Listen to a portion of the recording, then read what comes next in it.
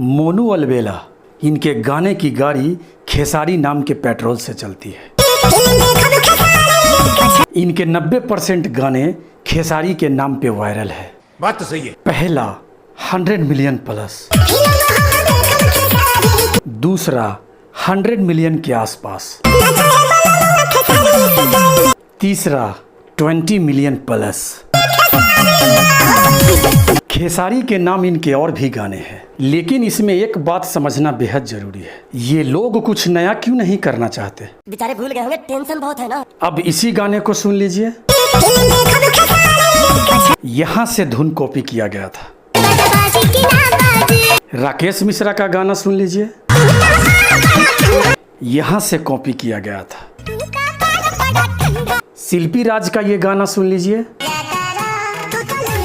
यहाँ से कॉपी किया गया था।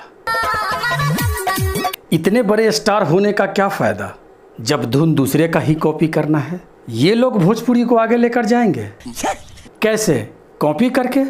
आप लोग सुपरस्टार के नाम पे धब्बे हो। ये बड़ी अच्छी बात कही आप। धन्यवाद।